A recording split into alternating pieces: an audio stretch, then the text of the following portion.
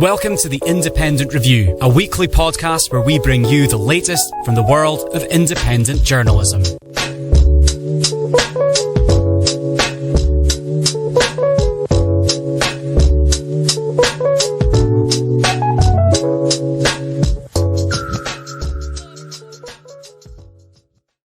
Welcome to the Independent Review. This week we will take a look at some clips from Ryan Christian from The Last American Vagabond, the Convo Couch, and Johnny Vedmore. Let's start first with this clip from Ryan with more information on the Dioxin disaster in Ohio. Everybody knows about this, guys, and this is wild. And he also wasn't the only one to ask about them. A few days later, a spokesperson, so it's 24th, 23rd, spokesperson for the U.S. EPA confirmed his conclusion, issuing this statement to Pittsburgh Action News 4. Oh, wait, how can that be February 19th? Oh, I'm sorry. I thought it was going off the date we read up there. So it says a few days later. So on the 19th, this is what the EPA said. So think about this. Combustion of vinyl chloride can produce dioxins, which are hazardous pollutants. Okay, so right there, even though we don't need to debate, they know about this. I could prove that 1,000 different ways. On the record on the 19th, they're telling you that they know that can happen, which not even can. It did and has and will happen when you burn these products. The question is to what degree.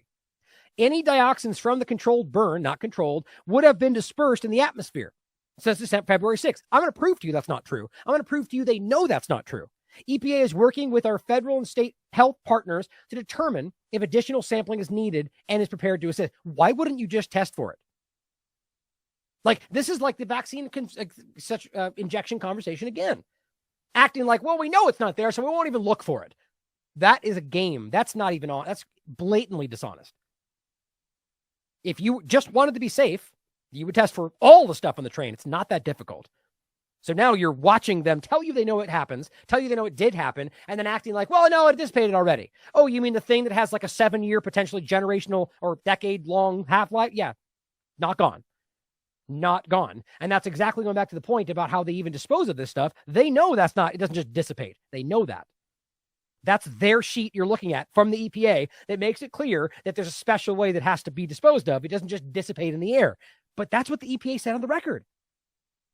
There's no questioning they're being dishonest about this. They haven't tested yet, says Stephen Lester, science director for the Center for Health, Environment, and Justice. For reasons I don't know, says the expert. Lester was one of several environmental health experts who sat on a panel to answer residents' pressing questions at a meeting, where Norfolk Southern failed, or rather chose, not to show up. EPA had to know when they were going to burn vinyl chloride that dioxin would be formed, says the expert. You see, this isn't disputable. There's no debate here.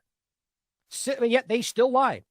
Sil Caggiano, a hazardous materials specialist who was also sitting on the panel, echoed Lester's warnings. So there's two experts who tell you that this is not even up for debate. The Ohio EPA has not even answered follow-up questions about whether they're going to test for it or plans to do so after suggesting it might happen in the future, nor has the Pennsylvania Department of Environmental Protection. This is a cover-up. Meanwhile, the citizens of East Palestine and Darlington Township have been assured, despite their testing for that, the air is safe. Assured. So either they're testing for it and they don't care if it's there, or they're not testing and they're telling you it's safe and they don't know. It's that simple. Now here, just a quick reiteration before we go on to the smell and then right into the whatever next part we're getting into. Now, I want to reiterate, Eric Capolino was the same person that was on a lot of different shows, a lot of these other, partisan level shows. We talked about this on the 13th or the 14th, whichever one of these days way back then, just to demonstrate our value, that we are combing through this from what you send us, from as well as what I'm finding, as well as what people that support, like the Orwell and Doom and El Hombre and people and Link, all these people on our Twitter circles that are constantly tagging me in really important stuff that I just don't shout out enough. My point is that because of all of our community here, we are ahead of these stories almost consistently. Just too bad that we don't get enough, general, I wish the people who are in the mainstream quasi conversation would even get wind of this. Even though they know we're here, it still gets suppressed. And I know that's happening. My point, though, is that this was there then, all the way back then. Same guy. He says it's not just what was in the taker cars. It's what happened when they burned and combined. This may be the largest dioxin plume in world history. I know of no more serious kind of release. Here's an update from the last time we read this. He updated this on the 19th. We've been trying to determine who is responsible for the decision to dump and burn the vinyl chloride. I think we've established this. First, EPA's National Response Center was notified of the derailment and spill about 2 hours after it happened. So they are in a new or should have known position regarding what was happening immediately. Really great way to put that. It really doesn't matter whether they pretend they didn't even know. You're in charge. That's like my point from before about a boss blaming some lowly employee.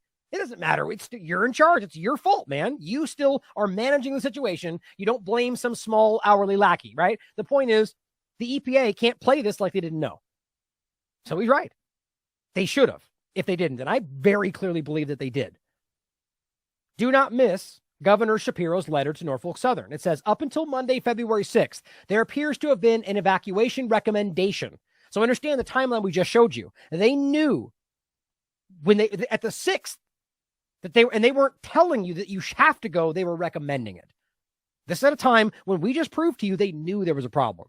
It says, but on that day, the governors of Ohio and Pennsylvania upgraded it to an evacuation order to accommodate the dump and burn decision by the railroad. So again, meaning they're all involved. It would appear that while the governments were given some information, there was not a coordinated response, but that they were passing information before, and nobody was being told about this stuff, about the risks, knowing that they were involved with it, what it would cause, and recommendations to, but the other point he makes is that at the surface level, that they're just clumsy and incompetent. They're not even coordinating properly.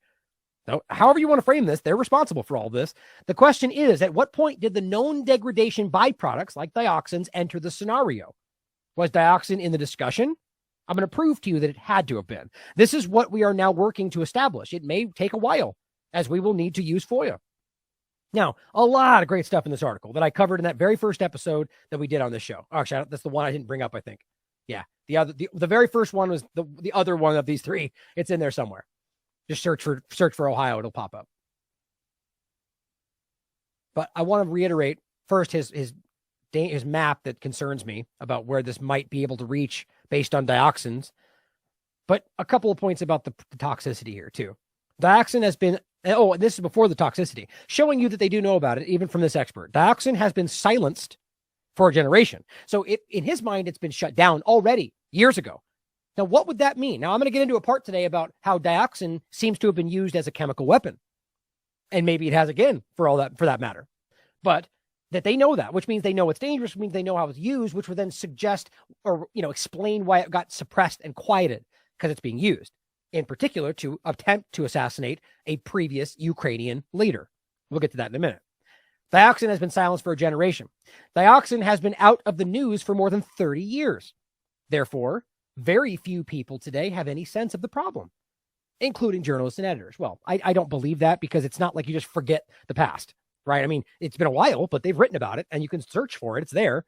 It is one of the most seriously environmental issues, but the background is not known by nearly anyone. And that's partly why he's posted the history below, which I recommend you read this article. After a series of fraudulent articles in the New York Times, they claimed that as dangerous as sunbathing, the issue disappeared. So at the time, again, there's no room for conversation here.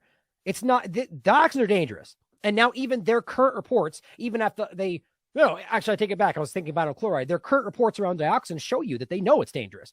The point is he's making that New York Times back then did some clumsy effort to try to downplay its risk all the way back then. Why? I think they were showing you what they were in the New York Times, even back then. They're towing lines and lying about things for the agendas. Maybe that's because of the assassinations and the attempt in Ukraine, or maybe something else. But the point is, we know it's not only as dangerous as sunbathing. Now, you could argue it was because of corporate manipulation, just profits for the companies involved with that stuff, or you could think for yourself on that. But this is an effort of them trying to hide it back then. A federal reassessment of dioxin's toxicity was stuffed early in the Clinton administration. I cover the reassessment in his 1994 article he wrote, which is when they say, oh yeah, it's dangerous. So here is where it really is today, and you can prove this. Dioxin's toxicity is incomprehensible, and they know all of this. Peter Montague, author of Rachel's Hazardous Waste News, summarizes the toxicity of dioxin in the historical articles below. The links are all in here. You can look at it for yourself. How can we express this in terms that people can grasp? Let's compare it to one single aspirin tablet. One aspirin tablet, like you've all seen, tiny little tablet, weighs 5 grains, which I learned last time was actually a measurement, involves, ammunition and shooting and so on, but it's small, right? Or 325 milligrams, or 325 trillion femtograms. So to express one safe lifetime dose of, again, TCDD, that's what we're talking about. There's a lot of different dioxins, but that's the one we're dealing with here. You would take a single aspirin tablet and divide that into 32 million pieces, or 100,000 more than that. Point being, over 32 million. One small aspirin tablet cut into 32 million pieces. One of those tiny pieces would represent what is considered a safe lifetime dose of dioxin, specifically TCDD. Now think about that. They just burned this, which guarantees that there's going to be higher doses than that somewhere within this area. It's impossible to miss. So 32 million divisions of 5 grains. I mean, my God. That means that the weight of one aspirin tablet is the equivalent lifetime safe dose of dioxin for more than 32 million people. This is one reason why manufacturers don't want to distill it out of their products. And it is in stuff. Why? As he says, well, they don't know what to do with it. Well, we're going to pretend like the government right now knows how to handle all of this. So they let it go into the environment unmitigated. Man. Okay, so before we get into some of the more important parts, I want to reiterate this part again about what this expert was saying who just went there to test all of this. This is really important because what he's telling you is that he can when you can smell it, there's a problem. And that's why this is important, because as of people can still smell this stuff. Now, this, by the way, applies to not just vinyl chloride here. We're just talking about any number of these potentially dangerous chemicals, many of which are in the same ballpark. Specifically, I'm thinking dioxins are the byproduct of it, and vinyl chloride, as well as some of the other ones I'm forgetting. But the reality here, I'm talking about, first of all, in the beginning, was vinyl chloride. Now, again, my argument would be that it's dissipated for the most part, other than the ground. But we did have examples, I'll play next, of people smelling this in the beginning as far as 40 miles away. Chemicals, including dioxin. We're doing a lot of soil sampling and water sampling. My view is that it was a bad decision to release it and burn it. So I have undergraduate and graduate degrees in chemical engineering. I mean, I brought respirators and stuff with us. The problem is to wear a respirator, you need to know what to protect from, right? Hydrocarbons, acid gases. We're here, I think, the first group independently to try to figure out what's really here, because what they were measuring most of the time is what they call VOCs, which is just some generic, it's not a specific chemical, right? Right, and that's a conscious choice to not look for what I think we know is there. Now, this is a random person who's an expert who's going there to do this. They're not doing this.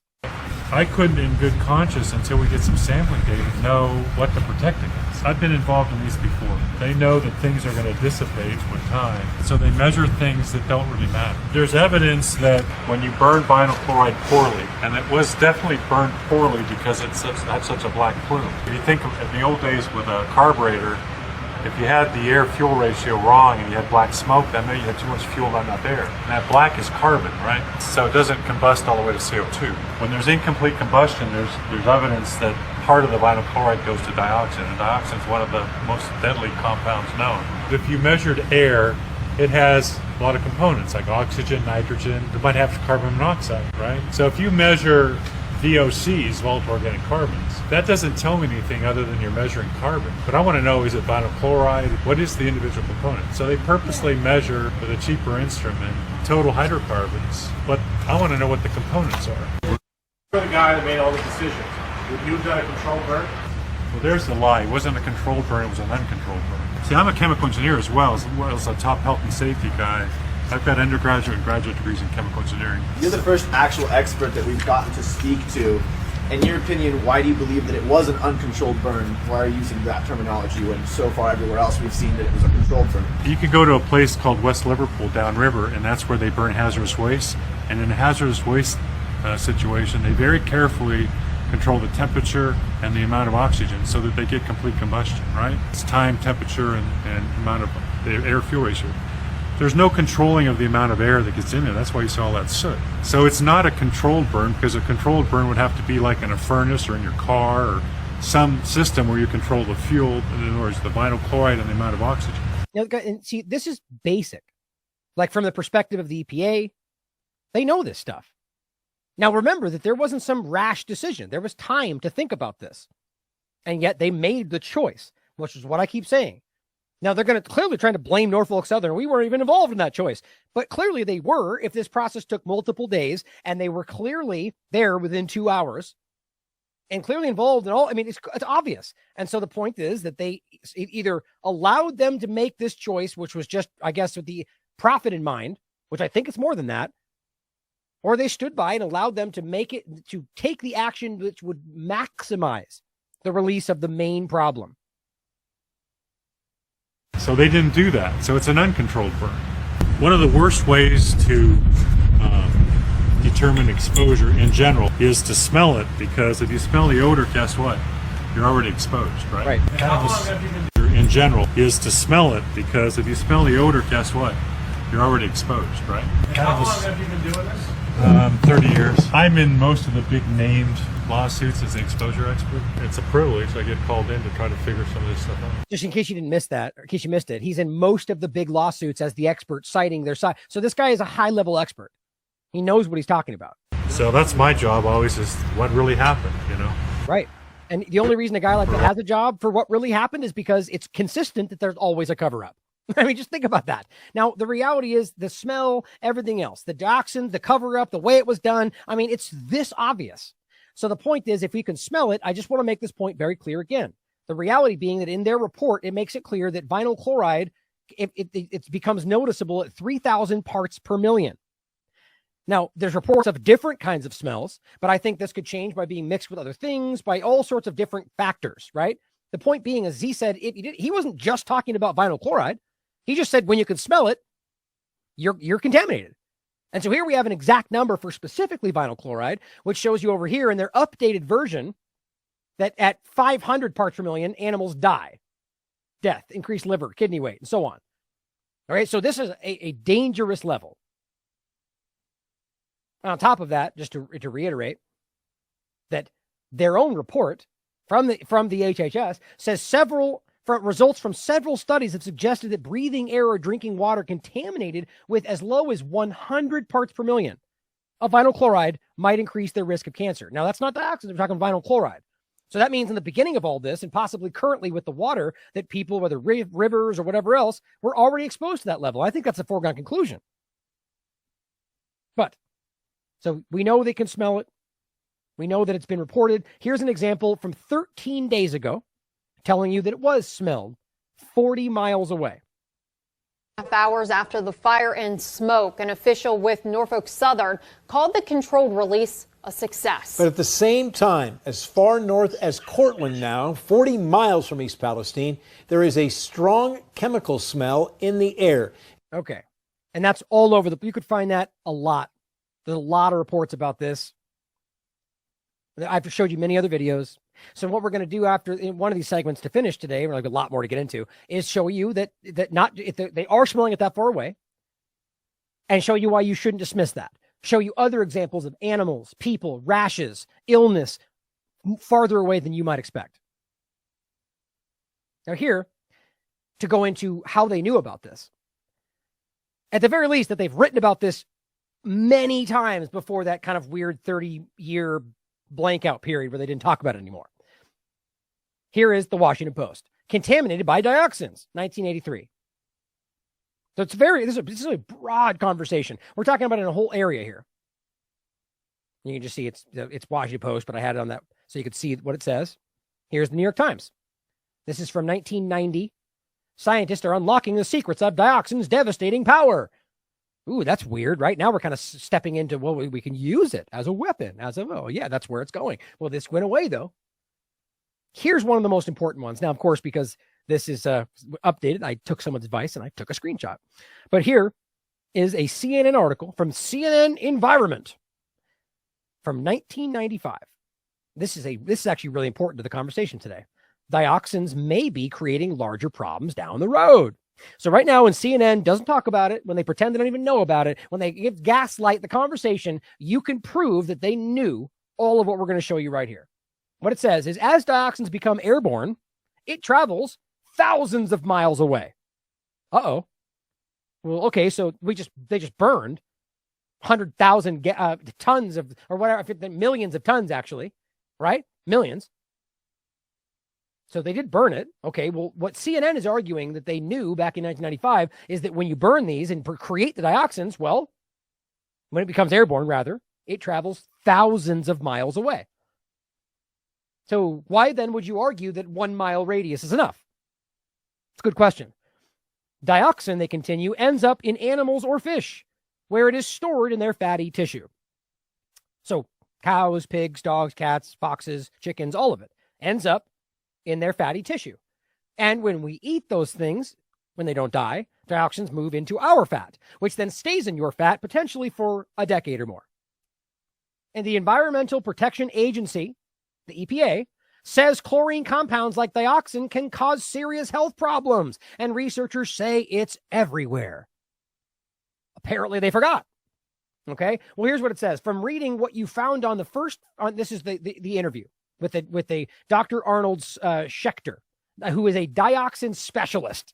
Right? So we don't even know what it is, except we've got people entire careers around it, right? So it says, from reading what you found on the fast food and doses of dioxins in the hamburger, chicken, and pizza, we are already higher than what the EPA says is safe. This is 1995. I guess when they at least did somewhat level of actual journalism, right? The point is, they're saying we investigated fast food because the cheap and gross ways they make these terrible food causes dioxins. Another reason why you should run screaming from McDonald's, Burger King, any of them. And ask then why those were the ones kept open during the pandemic, right? It's all disconnect. But the point is, they tested it, and what they found was that the level in the food you're eating is higher than right at that moment what the EPA said was safe. And yet they seem to allow it. Isn't that baffling? It seems like today, right? The doctor speaks up and says, right, that was a surprise to us when we looked at all the data. Yeah, you don't say. We were shocked to find out that they're way more dangerous. It's just kind of shocking. It says about 8 to 150 times more dioxins than the EPA feels would be reasonable. So ask yourself what other thing it could be 150 times above the safe limit and nothing happens. Let's pretend like this isn't a captured agency all the way back then. 150 times the safe level. We're talking dioxins, the same thing we just talked about. It says the restaurants can't help it. The CNN journalist jumps in to defend them. I don't know why. Doesn't even seem like that makes sense. The restaurants can't help it, she says, after he says that. Dioxin has years to build up in the food chain. That's why the EPA wants to change the standards in 1995. Okay, it says it recently said even lower levels of dioxin may hurt us. So it was going the other direction back then by weakening our immunities or attacking our reproductive system. That sounds interesting. What else is attacking our immune system and reproductive issues? Though EPA's review board thinks the lower levels are too restrictive. Others say they're not tough enough. I can't even believe all the way back then. So they're recently lowered the level of what's dangerous, as it's 150 times higher than what it already was in food given to children. Right? But then the review board goes, it's too restrictive, safety and all, but profit. We shouldn't miss who these people are. They're telling you what they actually are. And it says you found basically what you were seeing in the infants was also showing up in the 4-year-olds. It's affecting the children. Right, he says, the expert says, in both cases, the children who were exposed to this mild level of whatever, less than what we're dealing with today in food all the way back then that hasn't changed today. In both cases, 4-year-olds, infants who were exposed to higher levels of PCBs, one of the overlaps with this conversation in regard to dioxins, in utero performed more poorly in tests of short-term memory. Along with the fluoride and everything else, right? They don't know whether the exposure caused attention deficit disorder, ADD, which is a wholesale industry now, or harm the memory skills. What they do know is that children were impacted, and it happened in the fetal stage. So make sense of this for me. So the doctors know that it was hurting unborn babies, affecting their memory, everything about them. We know that what the food that everybody else was eating in these fast food restaurants was 150 times, in some cases, more. But they think it's too restrictive. Is this starting to make sense? This is where we are. 1995. So again, the larger point is CNN knows about this. CNN knows it's dangerous. CNN even knows that it was in every, but here we are today where they're going, oh, no, what's going on? Here's the Washington Post again. Year 2000. EPA links dioxin to cancer. But today they're baffled. Here's today, or rather 2 days ago. All the way to the 24th. Finally, the Washington Post goes, did dioxin spread after the Ohio train derailment? It's pretty crazy this has taken this long. After a catastrophic 38 train car derailment in Palestine, Ohio, some officials are raising concerns about a type of toxic substance that tends to stay in the environment. Talk about downplaying. Last week, Sherrod Brown and J.D. Vance, the U.S. Senators for Ohio, sent the letter to State Environmental Protection Agency expressing concern. So they know about this, even though I can prove they knew about it long before that. It says they joined residents of the town and environmentalists from all over the U.S. calling for them to do their jobs, which is test the soil for dioxins, but they're not. A look at dioxins, their potential harms, and whether they have been created by burning vinyl chloride, that was on Norfolk Southern's train. So even that seems to suggest that it's debatable. It's not. They are created through, and I only say that because of what we know, the way that was burned, the expert we just saw, the smoke in the air. There are dioxins that were released. The question should be to what degree, and they're not even testing for it. They are created through combustion and attached to dust particles, which is how they begin to circulate through an ecosystem. Right. And so as CNN just told us, well, they get airborne, they can travel thousands of miles away. And as the EPA just told us, they can last for decades. But everyone else, though, is saying, don't worry, there's nothing happening. We're not even testing for it. Starting to make sense? Residents near the burn could have been exposed to dioxins in the air that landed on their skin or were breathed into their lungs, said Frederick Gungrich, a toxicologist at Vanderbilt University. Skin exposure to high concentrations that cause what is known as chloracne,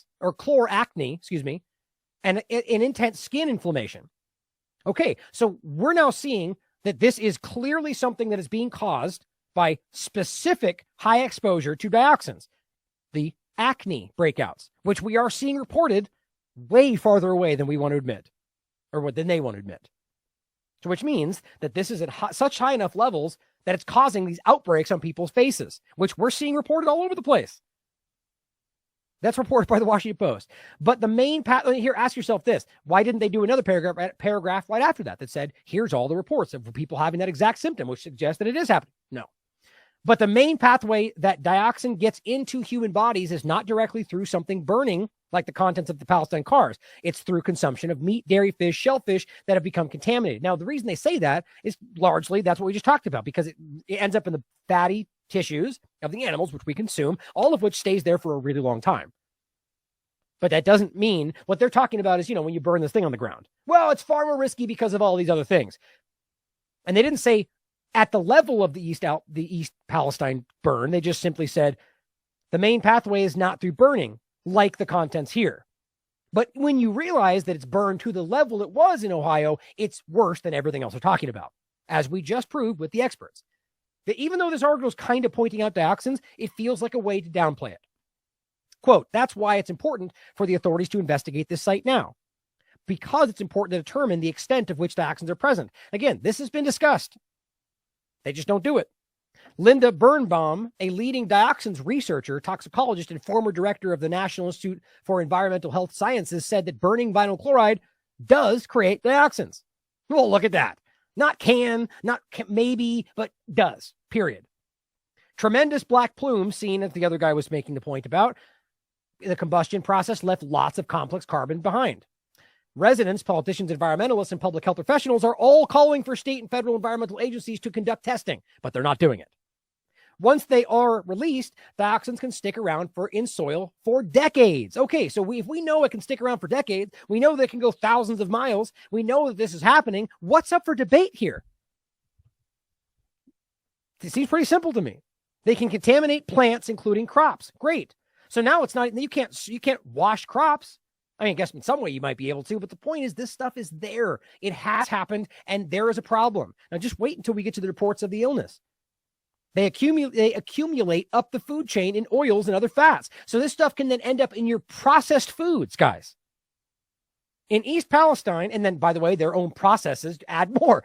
In East Palestine, it's possible that soot particles from the plume carried dioxins onto nearby farms where they could stick to the soil, said the expert. If you have grazing animals out in the fields, they'll pick up some of those dioxins from the soil particles. And so some of those gets into their bodies, and then that accumulates in their fat, which we just shown you will then pass to you when you eat it. Eventually, those dioxins could make their way up the food chain to human consumers. Bioaccumulation means that more dioxin can get into humans than what's found in the environment after the crash. The point being, it accumulates. It does not process. It stays in your body. So the more you eat, the more it accumulates. This is a building problem. They know this too. Birnbaum and Shetler agreed that residents have reason for concern about the dioxins from the accident. So it seems like every expert everywhere, other than EPA and the government, are going, this is a problem, and they just don't care.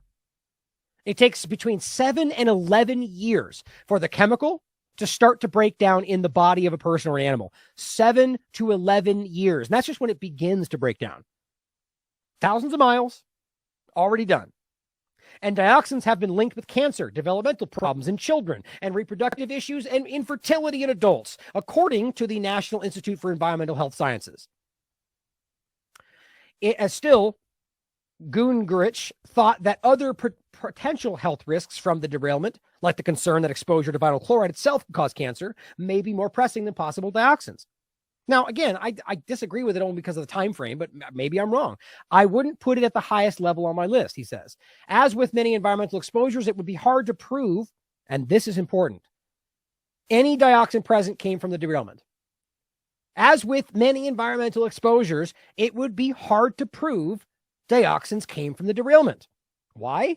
Well, because they're present in a lot of ways in very much smaller degrees all over the place, it would seem, because of our governments allowing these things to be done, knowing that it's dangerous seemingly 60 years ago. Or, well, it was, what was it, the date? I forget now, but decades ago. So that seems like a choice to me. But my main point here, this may explain why this was done. Again, Occam's razor. And of course, considering what may else have been on the train, just as a hypothetical question, not knowing we can prove anything, that's my opinion, just if there may have been something else they were trying to deal with, or this was just so obviously a problem they didn't want to deal, they wanted to cover it up. The point is, could it have been something else? And the choice was made to make this a dioxin problem because it's almost impossible to prove it came from the derailment. You know they know this stuff. So maybe vinyl chloride. Again, Occam's razor is where I was going with that. So it's simplest things. We don't need to make it more abstract. We should ask the questions. But maybe vinyl chloride was such a severe problem, such an obvious, clear problem that already did get into the soil, that already did get in everywhere. And if that's all that happened, it would have been a no-brainer. Well, vinyl chloride, you're responsible, and you just killed this whole town. But instead, they light it on fire in a way that guarantees dioxins will become the focal point as they now downplay that, knowing everybody knows about it. And then there you go. It becomes a thing where they go, well, dioxin's the problem. But guess what? Dioxins were already there. You can't prove it was us. Maybe it happened because of whatever. I mean, think about that. Just a thought. I'm not saying there's proof around any of it. Just a hypothetical realization that that my point is, it doesn't seem to be explainable right now why they would make these choices. It's like every single choice was the absolute worst possible decision that made it worse and worse and worse and worse. Sort of like the pandemic illusion. He says, I think that it would be virtually impossible to attribute any presence of dioxin to this particular burn. Think about that. Maybe this was the intentional release of these, knowing it was that dangerous, just because they might avoid accountability. But most experts thought it was important to test the soils for dioxins, even though that process can be difficult and costly. Oh, God forbid we should make them pay more. I can't even believe that's a sentence included. Who cares? Pay for it. You did this. Both the government and the company. You're responsible. I don't care how much it costs. Do the right thing, not the cost-effective thing. But see, that's how they think. The conditions are absolutely right for dioxins to have been formed, according to the expert. It's going to be terribly important to determine that from a public health perspective and to reassure the community. And this is why they said we're not doing it and still haven't. That makes sense? It shouldn't. Here is one of the reports from 2019 about how they deal with this stuff. Now, this is an interesting overlap. This is specifically talking about the TCDDs or the dioxin point, but how it overlaps with toxic, specifically radioactive waste. Now, this may be neither here nor there, but I thought it was kind of interesting. What it says is hazardous material fact sheet, but specifically for dioxin disposal. Now, this happens a lot when they have, when they're dealing with, weapons, chemical weapons and otherwise, where there's potentially toxic radioactive material or burning of nuclear weapon armaments and so on. The point is it can cause these things, but that ends up being something that is both. What I found very interesting is what it says right here. At present, there are no treatment, storage, or disposal facilities that will even accept radioactive waste if it's mixed with dioxins. Now, I may be reading too much into that, but think about what it says right there. So there's plenty of treatment storage places for radioactive waste, which is super serious. There's a few places for dioxin, which we're already seeing is more complicated than they want to tell you about. Or rather specifically, no, I take that back because, again, I keep crossing over the vinyl chloride. I think they know what they're shipping. My point is they shipped that to the vinyl chloride place, which then shipped it back because they didn't have the right setup and so on. But this place can deal with radioactive waste, but dioxin, whoa, that's a little too far. I mean, I guess that's how I'm reading it, interpreting it. I mean, obviously, I think it's because these plants are, specifically meant to deal with radioactive waste. Maybe dioxins are out of their wheelhouse. I don't know. I found that to be quite interesting. I think dioxins are far more dangerous than we even understand. That's just one of the reports. Here is a report on dioxin and dioxin-like compounds and the toxic equivalency. Same kind of thing. You can read this report, last updated March 30th, 2022. And you can find in here essentially what this is about. And I'm just going to generally skip over it. But the point is that they're downplaying the equivalency. Like, I think a lot of effort's been done even recently to try to downplay the risk of all of this stuff. But this is what I find most important. I did have it open. Okay. I'm thinking of the other part of it. Anyway, so much information on this report. So here is the report they're talking about, the equivalency report. And here's what it says. Under section 313 of the, and by the way, just so we're clear, this is 2007. So yet again, very aware of dioxins and the risk. It says under section 313 of the Emergency Planning and Community Right to Know Act, I guess what they don't care about today, the EPA is finalizing revisions of the reporting requirements for the dioxin and even dioxin-like compounds. Which again, so they have this whole setup for how you're supposed to report this stuff. How is that even being applied now? Where is it? They're breaking at least that law right now. The current EPCRA section of 313 regulations require facilities to report dioxin and dioxin-like compounds in the units of total grams for entire category. Now, it largely applies to production, but I argue if the EPA is involved, it still matters when you're talking about what's being made. And the bottom line is just, again, I think downplaying the overall risks. Oh, before we get past the dioxin part of it, and what I was going to get into is the people being hurt by all of this, as well as a really alarming report about Agent Orange and the chemical part of that, which we're going to get into right now. I want to show you when you search for dioxin on CNN, which we just showed you. We just showed you all of their reports from the past. Here's the dioxin report from 1995. There's numerous reports on CNN in the past, numerous reports on Times, Washington Post. They're all there. But let's just take CNN for an example. You can do this on most of them. Let's search for dioxin. Weirdly enough, that one article doesn't show up. Isn't that telling? Why wouldn't it? It's the only one that seems to have the most dioxin points. Weird, right? Just not there. Well, guess what? It's the first one you click on, Ukraine fast facts. That's interesting. Why would dioxin be mentioned in Ukraine? Well, this is where we opened up that rabbit hole. But guess what else? Guess what's also interesting? You click on this one. This one's zero. This is about a company in Japan. And you can see that, yes, dioxin is listed right there. That's why it showed up in the search. It's simply saying that this incinerator burning these things, but fumes contained unsafe levels of dioxin in 1998. So as a point over and over again is that they are well aware this is a problem. Now, let's look at this one. Oh, weird. It redirects to the homepage. That's actually why I had this open right here. That's strange, isn't it? Why would it redirect to the homepage? Isn't this a huge important thing from October 6th about Ukraine fast facts? Well, I'm not saying I know that's why this was removed. I do find it interesting that one of the only references to dioxin on CNN suddenly gets removed right before. I'm just pointing something out. But We do have it on the way back machine. So here's the article. Now, you ask yourself why this isn't included, why this is suddenly gone. It's just simply a timeline of the facts. What they say are the facts, which are mostly not, of what went on in Ukraine. Now, I'm going to cut to the chase. There's a lot in here I found interesting for other conversations and why they might not want this to be seen today, which always just seems to show you a level of outward dishonesty. But going back to 2004, guess what you find? In September 2004, opposition candidate Viktor Yushchenko develops a mysterious illness which leaves his face pockmarked. And medical tests later show he's suffering from dioxin poisoning.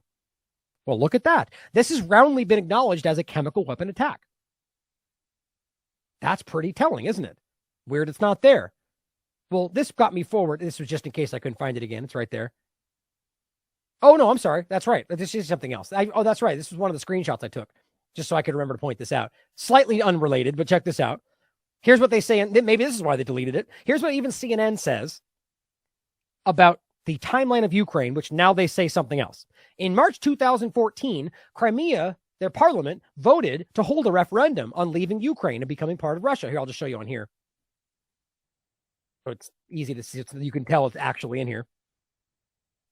Look at what it says. It says, oh, wait. Here we are. Wait, did that change? No way. Oh, okay, it's right here. Crimea's parliament votes to hold referendum on leaving Ukraine and become parts of Russia. Right? So, yes, that's what happened. And then, March 16th, the Crimean referendum, 96.7% vote in favor of leaving Ukraine and being annexed by Russia. Wait a minute. You look at right now, they will scream that you're a Russian sympathizer if you say, that's the fact, though. And even CNN reported it because it's easily provable. But today, apparently, Russia occupied Crimea and just took it because they're evil. And I mean, it's gotten so childishly dumbed down today, it blows my mind. But think about how stupid that is, how embarrassing that is. So they either know they're being dishonest by covering up what they once said, or, I mean, you put it together how you want. How ridiculous. But back to the point about the chemical weapon poisoning using dioxin. Well, this is an article from USA Today. Who is Viktor Yushchenko? What you need to know about the former Ukrainian president. And remember, this, what's interesting, by the way, is we're going to talk about Agent Orange and how basically Agent Orange was dioxin. That's what made that dangerous. Well, Viktor Yushchenko was poisoned during what was called Orange Revolution. Found that interesting. Just connect these on who's behind a lot of these things. It says tests confirmed that Yushchenko had been poisoned with dioxin, a chemical found in Agent Orange. In fact, again, I'll show you in a minute, like the primary point of it, according to the New York Times. So right now, the New York Times is downplaying dioxin as a risk or acting like we don't know for sure, and only just barely wrote an article kind of going, oh, that was the Washington Post. So all of the New York Times seems to be kind of downplaying that this is even happening. Yet somehow they're able to discern this all the way back then, and they know that it was enough to poison somebody in small doses. Doctor said his blood dioxin level was more than 1,000 times normal and suggested he had eaten the poison. Now, 1,000 times normal, remember, is only, what was it, 5 grains? I'm trying to remember what that number was. Just, one share of a 32 million piece aspirin is the safe level for your lifetime. So understand that 1,000 times that is 1,000 times your lifetime safe dose. So it's even smaller than that. Either way, the point is this is very clear. He was poisoned with dioxin. Now, who did it? You can question that for yourself. Even the timing of the politics, it's hard to say. But this is what I found telling. To this day, there is no definitive answer as to how he was poisoned. But many pointed to a dinner he had with Ukrainian officials. Now, they'd say, who had ties to Russia? Well, certainly they have ties to this. Maybe it was Russia. Certainly possible. But what stands out is not ties to somebody. I guarantee those officials at that point had ties to a lot of people. But what makes important point is that he had dinner with Ukrainian officials and then later died of dioxin poisoning. Let that sink in. At a time when they were clearly being called out for what they were. Very, very, very telling. Now, here's another report. 2005. So this was written in 2022. The point on the poisoning was 2004. So 2005, it says political poisoning with dioxins, a weapon of chemical disgracefulness. This is also very important, as it all is today. The recent attempt to poison Ukrainian President Viktor Yushchenko with dioxins raised public concern regarding this toxic chemical, but that we've all seemingly forgotten, apparently.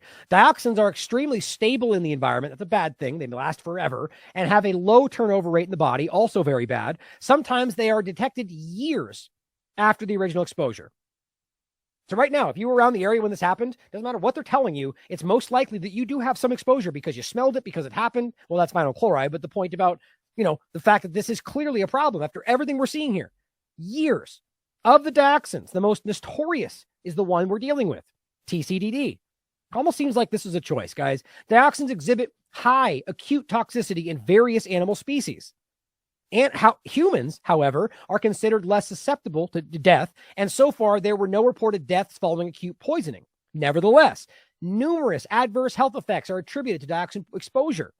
The most prominent is what we just talked about, the chloracne, an acute acne-form eruption usually appearing on the face and the skin. That's what we're seeing everywhere, which is a problem. That means reasonably high levels. Now, what's also concerning to me here, this point stands out to me that if it seems most likely that, unless it's like higher than we're seeing now, that in most senses that you're not going to die, it seems. No death's been reported from even acute poisoning. However, it causes long-lasting serious health problems. Doesn't that kind of seem perfect for something trying to cover up other long-lasting health problems? So that nobody seems to die, apparently, but they're all going to get super sick. And then that can be I'm just thinking outside the box. Nothing proves that. And because of that, we shouldn't be saying that's the case, but it's certainly possible. When I say nothing proves it, nothing proves that this was done to cover up like COVID out side effects, right? Or rather, injection side effects. But it's a fair question, knowing what they're capable of. The reason I say it like that is there's a lot of people out there that will happily jump to that's what happened. America's under attack. That's all happening. When certainly possible, and I'm happy to entertain that conversation. But plenty of people jump the gun, as with all these. And I think it's intentional. There are grifters out there trying to use things like this to grow their own share, and it's clearly working for a lot of people. In any case, it says other long-term deleterious effects of dioxin include, think of the overlap here. Immunosuppression, effects on reproduction, impairment in developmental, neurological, and cognitive function in infants, increased risk for diabetes and cardiovascular diseases, and various hormonal alterations. I mean, this is like a one-stop, it's a perfect overlap.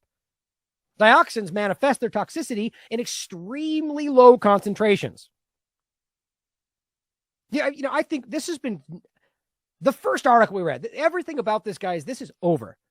I just don't know how we can hear all this and walk away thinking that, low concentrations, potentially thousands of miles, that they burned amazing amounts of this stuff. 10 days go by. It's clear something's going on. Until now, it says there is no antidotal cure for dioxins. That's unfortunate, but only symptomatic treatment combined with techniques that accelerate its excretion rate from the body. It's like just the worst possible thing. Here is the overlap with Agent Orange. We're still in like the chemical weapon kind of conversation, right? Where this could be used intentionally. Agent Orange, according to the Aspen Institute, was an herbicide mixture that was, I think, the cover for this, used by the U.S. military during the Vietnam War. And the point I say that is because once it became clear it was hurting people, it still kept being used. Much of it, the argument could be that they wanted to, get rid of the foliage of Vietnam, which was hindering their process. I mean, that's all these surface level points. I just don't buy that. I really don't, especially since we can see it's been used further going forward as the weapon. It says much of it contained a dangerous chemical contaminant called dioxin. So from the rest of this forward, 90% of what they're talking about is specifically dioxin connection. It says production of Agent Orange ended in the 1970s and is no longer in use, so we're told. The dioxin, skips right over. The dioxin contaminant, however, from what they used, continues to have harmful impacts today. So in 1970s, the U.S. government uses dioxins to a level that we're seeing. Like, think about what just happened.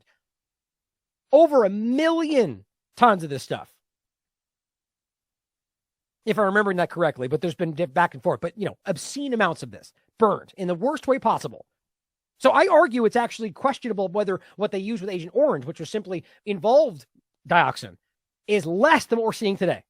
That's just my opinion based on what we can see. But either way, they used something that included dioxins in 1970, and the contamination continues to this very day. And that's not supposed to be that's not supposed to relate to what we're dealing with. As many U.S. Vietnam-era veterans know themselves, because they got drenched with it also, dioxin is a highly toxic and persistent organic pollutant. That's the POP, persistent organic pollutant, linked to cancers, diabetes, birth defects, and other disabilities. The Red Cross, because I know we can trust them, right, estimates that 3 million Vietnamese have been affected by dioxin, including at least 150,000 children born with serious birth defects. Guys, you have seen the whole, I don't know if this is even worth showing. This is pretty rough. Let me see. I didn't show the depleted uranium one for that same reason. I should, just because it deserves to be seen. I want to see the images for Agent Orange. Yeah, it's pretty rough, but it's not as bad as the other one. So this is what we're talking about. Now, just to make this clear, this child born with no eyes, this baby born with all of these are Agent Orange, but long-term effects. Look at this stuff. It's rough. I don't want to keep going just in case it gets even more disgusting. Right? Okay, so the point, let's bring this back here, is that 70 years have gone by and that's still happening, which could potentially be a less serious contamination. And this is a part of it, whereas today that's seemingly the main focus as far as I can tell. And so that is what we're talking about. Agent Orange byproducts you just looked at, that's dioxin side effects. And you're dealing with it today. Hopefully not, but that's what seems to be the case. It says and again, 150,000 children born like that. Millions of Americans and Vietnamese are still affected directly and indirectly by the wartime spraying of this back then, today. It says Agent Orange was sprayed up to 20 times the concentration of the manufacturers recommended for killing plants. So there's your example of why it was very clear this was not meant to be a herbicide. That's meant to hurt people. The chemical dioxin in Agent Orange can remain toxic in the soil for decades. Yep. Some soils at 3 of the former military bases did have very high concentrations of dioxin. So even the places where they stored this stuff still shows in some cases high levels. But they're going to try to tell you what just happened is not concerning, and we're not even testing for it yet. They know all of this. It says about dioxin. Its chemical name, and this is where we're getting at, this is what we're dealing with, the TCDD part of this one version, but that's the one we're talking about. It is a persistent organic pollutant. TCDD is the most toxic of about 419 types of similar toxic compounds, which include PCBs. The effects of dioxin exposure on human health, and particularly indirect effects on unborn generations, continue to be controversial subjects today. Unless we're talking about the obvious contamination in Ohio, and then we pretend like we know nothing. Next, let's jump to this interview from the Convo Couch with Craig and Fiorella talking with Patrick Henningsen about the situation with Ukraine and Russia. You were excited to have him on. What exactly are we're going to be talking about? A little bit about Russia, Ukraine. Because obviously that's dominating the news right now, and there's so much developing every day. And we've entered a new phase. I believe it's the Russian offensive phase that we're seeing being played out. So, Pasta, did you want to start off? No. Why don't we just start right there? What I had planned on Monday was to ask you about Zelensky's comments as far as, being like, if you're not an American supporting this money, then you're terrible. And then he kind of followed up. I think it was the same. I don't know if it was the same interview, but he followed it up by saying that if, in fact, you don't ship us the money, if you don't give us the F-16s, if you don't give us the long-range missiles, we're going to have to, be defeated. And eventually Russia, because, Vladimir Putin woke up one morning and said, I want to recreate the Soviet Union. And he decided to go into Ukraine. He's then going to go into the Baltic states, Patrick. And that means American children are going to have to spoil their blood, all in the sake of keeping the Baltic states under NATO's oppression. Your thoughts? Yeah, I think Zelensky's kind of gone a little bit over the top on this one. The problem is, he's He's a professional sort of media character now. He's an avatar for a foreign policy information war as well. So he's constantly opining on things that, and he tends to fall back on the same tropes, making these kind of emotional appeals in the way that, it's good in television. It's good if you're some kind of a political advocate, but he's supposed to be president of this country embroiled in this war. And he sort of falls back on the exact same things. He's always trying to go for the emotional strings of the West in order to garner more continuous support, and hanging out with, being validated by Hollywood celebrities constantly, or political celebrities. I always said politics is the new Hollywood post 2015, and so all these political celebrities parachuting into Kiev, and it's kind of inflated his own ego, and he probably believes in a certain way he's a thought leader as well in this conversation. He's completely not. He's got a very limited scope of political analysis, of understanding of politics and geopolitics, I think. So, he's pretty much repeating the exact same lines that are being, fed to us through Western mainstream media by Western politicians, etc. So, and he's just recycling all that back. And I don't think he understands that, there's a limit to this kind of Zelensky brand that's been kind of this construct. There's a limit to how much utility is there with regards to this conflict. And I always said to people, and I said this a couple of times. I even said this when I gave a talk once on this. When there's a war going on and there's a quote state of emergency, you can get away with pretty much anything. As long as there's a state of emergency, everyone will sort of park all their concerns down the road. As soon as it stops, in other words, as soon as there's a negotiation, as soon as there's peace talks, okay, then all of a sudden there's this massive audit that takes place. People in Ukraine, people in Europe, people in the United States will think, wow, look, as soon as you have a chance to breathe and pause, then you say, how did we get here to begin with? And all that conversation begins. That's the sober conversation. That's been postponed. That's not allowed to happen in our media, and it's not allowed to happen politically. And then then certain people will take responsibility, and they'll have to be held accountable. He's one of those people. He has not had to have been held accountable to this point. He's just been the avatar, the hero, the spokesperson for this anti-Russian effort. And even with his own people, we don't hear about what Ukrainians think. All we hear is very curated viewpoints. Their media is completely under state control. And so we don't hear all that. And then the blowback would begin as soon as he would be then accused, probably by a lot of his own people in Ukraine, as being responsible for losing a third of the country, a third of the population's left, third of the landmass is gone, 100,000, 150,000 plus, maybe. No one knows for sure how many dead soldiers.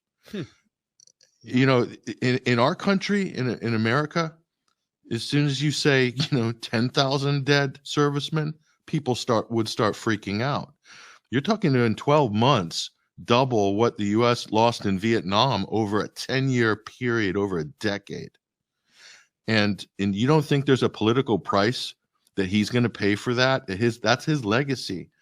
It's what they're doing now is just selling this fantasy projection that Ukraine is on the verge of defeating Russia. Russia's running out of ammo. Russian morale's at an all-time low. Yada yada. Is a whole list of stuff. So we're not living in reality. The West is living in a kind of delusional state, this purgatory, narrative purgatory, and it's all held in place by a state of war and a state of emergency. And it is a good example. You mentioned COVID just a minute ago, Craig, in the intro. The same thing. As soon as the state of emergency is over, look at all the blowback now and all the policies, and people are running for the hills now Everybody that was in charge of anything doesn't want to talk, and literally they're in full rearguard action because the state of emergency is over. That's part of the psychological operation for the Ukraine conflict, not just for us in the West, but literally for Ukraine itself. That's why we're working so hard to prop him up, protect him, protect the narrative. Don't talk about dead soldiers. It's a blackout on battlefield casualties. This is the first conflict in history where there's a blackout on battlefield casualties. That should be indication enough from people to see how contrived and how carefully managed the information around this conflict is. It's completely disingenuous. Well, really quickly before Fam asks a question. Fam's just a nickname for me and Fiorella. We have for each other short for family. But those people who are running for cover for COVID, don't forget, Patrick, they got the WHO treaty and the international health regulations that will hopefully protect them in the event of the next pandemic. So we have to watch about that. And don't ever forget, Putin cured COVID-19. Go ahead, Fam. So shifting a little bit, just want to ask you, based on everything you said, what do you make of the fact that people say, Putin was unprovoked. Russia could have tried something else. I mean, I have exhausted myself trying to explain to people that Russia entered an ongoing conflict that had been going on since 2014. And you could even say before that. And of course, Ukraine is a country that was intervened by the U.S. We all know the story of Victoria Nuland and everybody else that went there and how they intervened in that election and ousted their leader. So by default, Ukraine stopped being this sovereign country at that point. But this idea that Russia could have done something else, do you think that there was something else that Russia could have done after now 9 years, but then 8 years of not just death in the Donbass, but obviously the expansion of NATO? We're seeing the push to make Finland and Sweden a part of NATO as fast as possible. And so what we're seeing, the way Russia looks at it from the interviews I've done and from the people I've talked to, is this is a fight for their lives. This is an existential war to keep Russia as it exists. And they're very much not where Europe is going as far as the liberal agenda, as far as so many agendas. So they see this as a fight for their lives now. It's no longer just about this sort of denazification and the border. It's like, if all of this happens, then Russia ceases to exist. And that was the goal of NATO for a long time, was to break up Russia into small little sectors. What do you make of that statement of people saying, well, Putin could have tried something else? There's always another option beside war. Yeah, so this is interesting. If you're having this argument, and we're all involved in this discussion and this argument, and the argument comes from the media, from U.S. politicians. You hear this from congressmen and senators too, when they're sort of grandstanding and pontificating and shouting their sort of platitudes on this. It's so funny how the object of this conversation from a NATO or Western point of view is to have history begin on February 23rd, 2022. Nothing happened before that. All events must be judged without any context, no historical context, not even back a year, no, not even 6 months, not even definitely not back to 2014 or back to 2004 or 1991. That's completely out of bounds. So it's a question of reframing the conversation. And one of the talking points you hear constantly, I hear them all the time because I'm in these debates with CIA analysts and Fox News pundits, foreign policy experts and stuff. And this is Putin's war of choice. He's violated the territorial sovereignty of a UN member state. And I'm like, the first thing I say in response is, since when has the United States or Britain or anybody else been suddenly concerned with international law? Wow, you guys are so really enthusiastic about it all of a sudden. And you can just go a litany of violations of international law, not just Iraq and not just Libya. Those are kind of obvious examples. Yemen as well, basically ran that war for Saudi Arabia. There's Afghanistan is also a good example, even though there is I believe in NATO Article 5 or a UN resolution on that at the time. But here's the point. Helsinki, the final act of Helsinki, more or less froze borders. That was the agreement. No movement on European borders. Period. Right. So, and what happened? The United States and NATO blew that to pieces with the dismemberment of Yugoslavia in the 1990s. And all of a sudden, it's like we don't allow unilateral secession. All of a sudden, they were promoting unilateral secession, broke up Yugoslavia into 1,000 pieces. And not only that, that wasn't enough. They created a NATO protectorate by prying that last piece off Serbia called Kosovo. They created a NATO protectorate in the heart of Europe. They talk about Ukraine like it's in the heart of Europe. It's not. It's on the fringe of Europe. It's on the Eastern European frontier of Europe. Yugoslavia is the heart of Europe.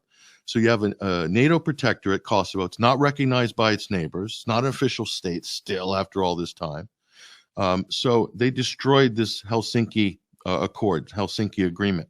So this already is a weak position for someone to make, because the situation that led to the current conflict in Donbass, there was a whole peace process before that, 8 years of the Minsk Accords, Minsk 1 and 2.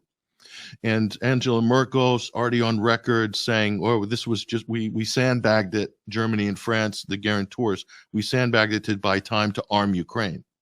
So there's already intent there, and so that's just a weak case made by anybody coming from the Washington or NATO perspective on that. But it's even worse than that, because you have the issue of Crimea again. It's there's the self-determination issue versus an annexation or violating the territorial integrity of Ukraine. Crimea, there's hardly any argument anyone can make in the West that's legitimate. Article 51 of the UN Charter. There's two sides to this coin: territorial sovereignty. The other side is called self-determination. And listen, what happened when you have a bloody, violent civil war in Ukraine for 8 years? Petro Poroshenko, a U.S.-backed puppet, literally a U.S.-installed Yatsenyuk regime, and then they had an election soon after that, and Poroshenko comes in, a puppet's puppet. He declares an anti-terror operation against the Donbass. So anybody in the Donbass who is not going along with the U.S.-backed putsch in Kiev is basically a terrorist. So when you raise a NATO-backed, NATO-armed, NATO-trained army against your own population, forget about NATO. Just you become at that point in that civil war epic, the clock is ticking of whether you're going to be a failed state or you're going to be a successful state. The United States had a civil war. It could have been a failed state, but it wasn't. And the Gettysburg Address, and then a new phase in history is created. That's not what's happened in Ukraine. Many states have failed. Multi-ethnic states, multinational states throughout history have failed because a civil war went bad. And then borders are redrawn, and you have autonomous regions that declare independence, so by the letter of the UN Charter, if you want to qualify statehood, Donbass has ticked every single box perfectly. Yeah. Nearly. Now, Crimea is the same. And they always say Russia invaded Crimea and annexed. And I always say Russia couldn't invade Crimea. It was already there. Up to 30,000 troops and personnel in Sevastopol. That's been home of the Black Sea Fleet since Catherine the Great. And by the way, Crimea was part of Russia from before 1953. So it's been reunified with Russia. It's full of Russians, probably 90% or so. Roughly, and which reflects the referendum results there in 2014. So, but again, it's like the West doesn't want to recognize Crimea, but Kosovo, that's perfectly fine. So, they're really weak on this, and nobody wants to delve into the details of this. And they say, well, we want to retake every inch of Ukrainian territory, and we're not going to go to the peace table, and Zelensky's not going to submit to any peace talks until Russia withdraws to its 1991 borders. Well, look, the chances of that happening at this point are the same as Israel withdrawing to its 1949 borders or something like this. As much as anybody would like to see that happen, it's not realistic. Because Israel is a nuclear-armed power, vastly outguns and dominates Palestine, the occupied territories. But yet we support Israel's seizure of the Golan Heights, the Sheba Farms, and the Jordan Valley. So it's like the Oslo Accords. It's an interesting parallel. The Oslo Accords, roughly the same period, 8 years of sandbagging to allow Israel to build settlements. And look at the Minsk Accords. It was the same thing, a bogus peace process that was hijacked and undermined by Western interests. So, I mean, hey, look, I'm not trying to tell people how to adjudicate these historical situations. I'm just saying that let's take a wider view of history. And let's have an adult conversation about this. And nobody wants to have that conversation in the U.S. media and political spheres in Britain as well. They're completely narrow-minded on this. They don't want to have to consider any extenuating circumstances because it destroys the narrative which they've worked so hard to construct. Sandbagging in the sports realm means to pretending to be involved fully while lulling your opponent to sleep to try to obtain another objection. And that's exactly what they did in this situation. And you were mentioning Pork Chop Poroshenko. That's what we called him because we started our show in 2017. I think by our fourth show, we were talking about what was going on in the Ukraine. Pork Chop Poroshenko, Biden attended his inauguration. I mean, this guy admitted to building a NATO base inside Ukraine when they weren't even a NATO state. And I just want to ask you a question, too, as well, because you kind of answered the question that Fam answered.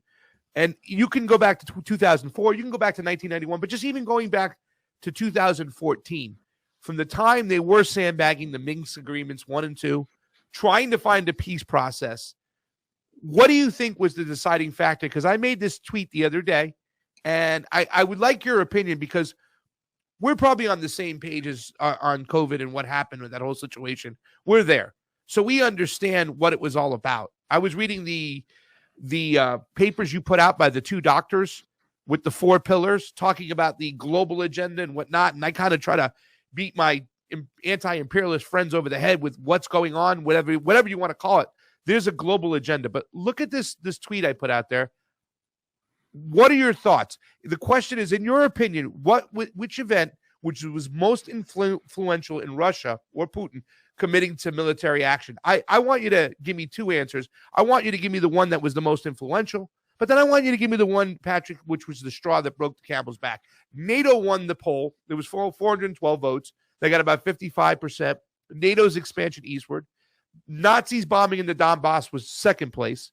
Here was my vote. 46 biolabs funded by the DOD, and the last one, Zelensky wanting nukes. In your opinion, which one of these was the major factor in Putin and the Russian Federation going, okay, enough is enough, we're going in there? And which other one was the straw that broke the camel's back? Go right ahead.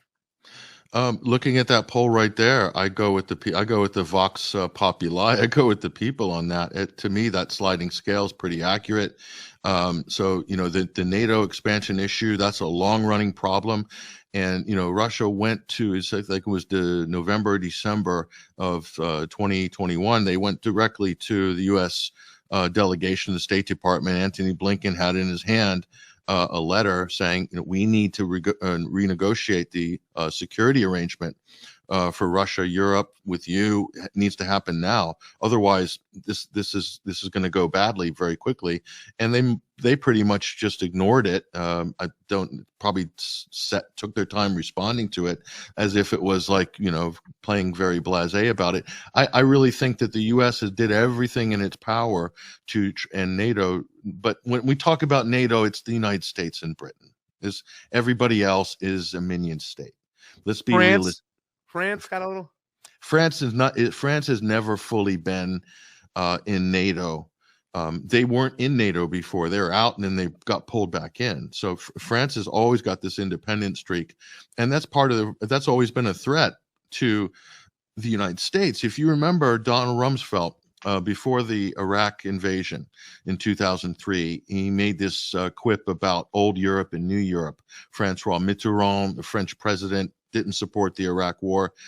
Schroeder in Germany at the time, chancellor, he didn't either. And that was old Europe. That was like, we need to deal with old Europe and we need to build a new Europe. And since Libya, they've been all aboard with everything. Sorry, go ahead, Patrick. Well, the Maghreb and Libya is always France. Sarkozy at the time, felt that that's in their kind of foreign policy sphere. So they kind of front ran the Libya thing. Although, you know, who did the heavy lifting on air sorties at the beginning of that conflict was Norway. Norway is the eminence gris of NATO. That's probably the third partner behind Britain. For the United States, doing the dirty work on so many different. Cy Hirsch outlined this beautifully in one of his recent articles. But so the whole idea of the NATO expansion, this has been a long-running problem. And the Cuban Missile Crisis is a good allegory here because during 1962, the direct threat, and most people would side with John F. Kennedy, although Russia was really responding to nuclear weapons that U.S. NATO placed in Turkey, very close to Russia's borders at the time. But even leaving that aside, you could back JFK and the United States in the Cuban Missile Crisis and say, yep, that's fine, because the U.S. has already illustrated a Monroe Doctrine for many years, so that's a known entity. Now, the situation that Moscow faces now, they're in the exact same position as JFK in the United States were in 1962. Much worse, in fact, because you have vectors all the way from Kaliningrad in the Baltic Sea right down along the Eastern European rim, right down below the Black Sea. I mean, potential missile vectors, a nuclear shield being installed in Germany as we speak, plus Czech Republic, and nuclear tipped potential hypersonic missile, 7 minutes air flight if Ukraine becomes a NATO member. And let's also not kid ourselves. Ukraine is a NATO state now.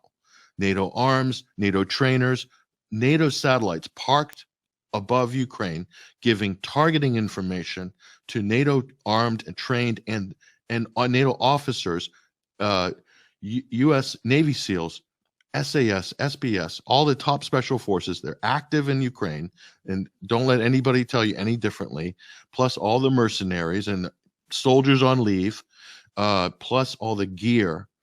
Okay, it's a NATO state in everything but name. Okay, so imagine if it was formalized. Imagine if there were missiles, a missile shield in Ukraine. Unacceptable. It would be unacceptable for us. It would be unacceptable for Britain if it was all across the English Channel. It would be unacceptable for anybody. And to add to that, and going down your poll list there, so NATO enlargement, the Budapest Memorandum, or Bucharest Memorandum, whatever, where they said Ukraine has to give up their nukes, and Russia guaranteed their safety, and Russia somehow, gone back on that. That 1994 agreement, first of all, they weren't Ukraine's nukes; they were the Soviet Union's nukes.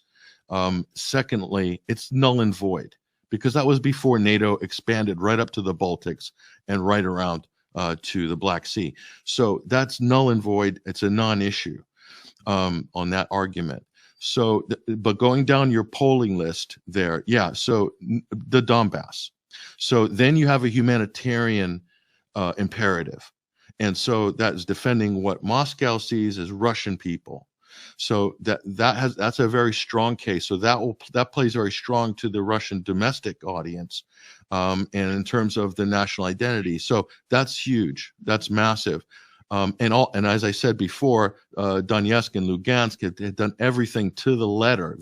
That's why Russia didn't move in earlier to defend those territories or help those self-defense forces earlier, because they weren't finished with their statehood process, the pre-statehood process. History is going to look back on all of these things. At least Russia's a big believer in international law. I know that will upset a lot of Americans if I say that, but they do have put a lot of faith into the international community and the system.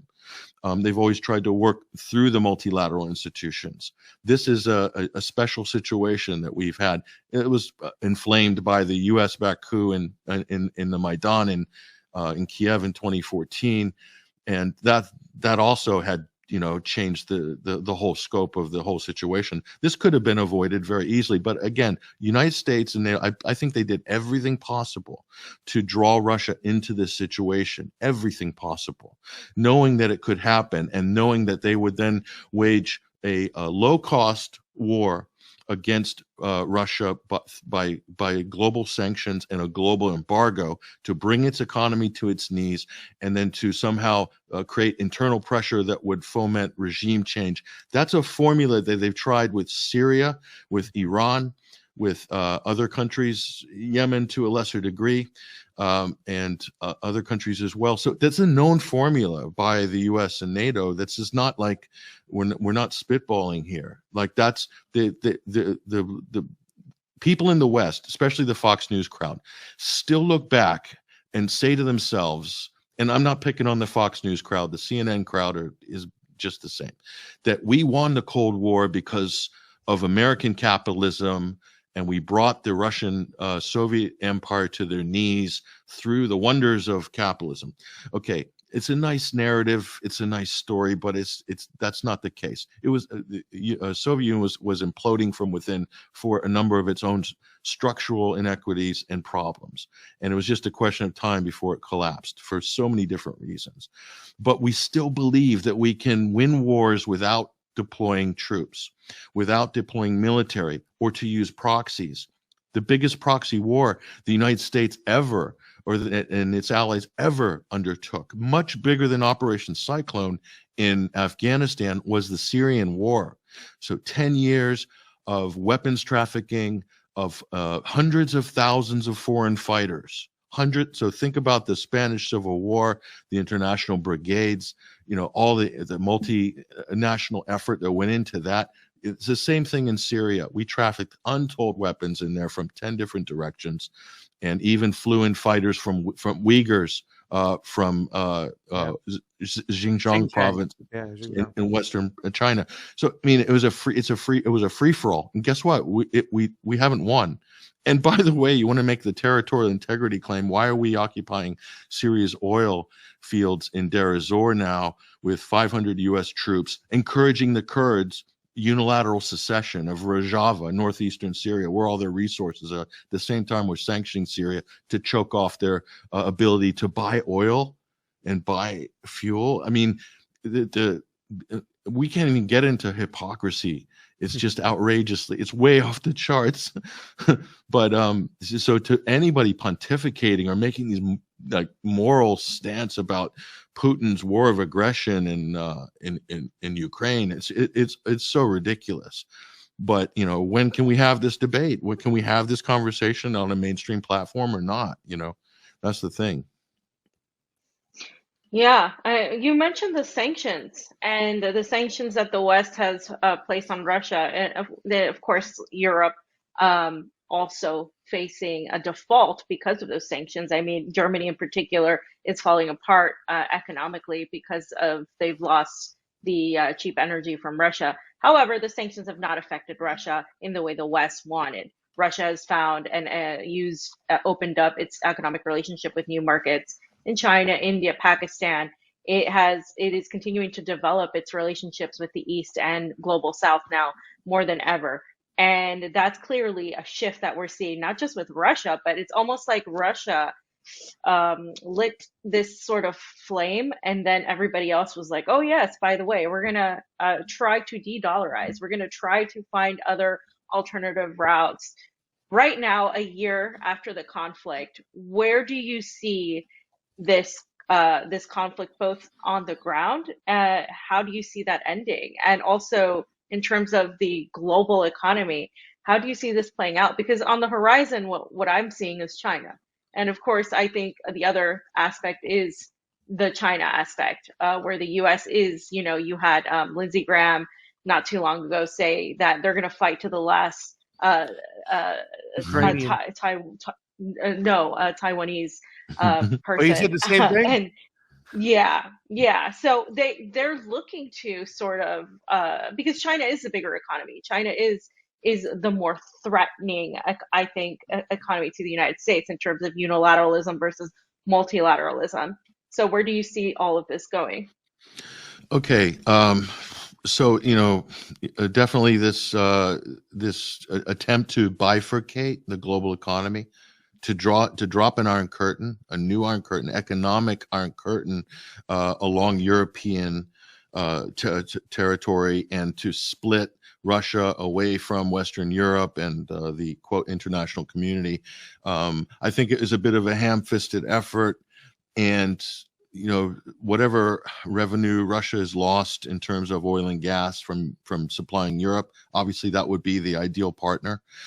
It's probably going to recoup a large percentage of that through other deals in Asia, and it might end up coming back to supply energy to Europe at some point, maybe in the near future, as soon as peace negotiations begin.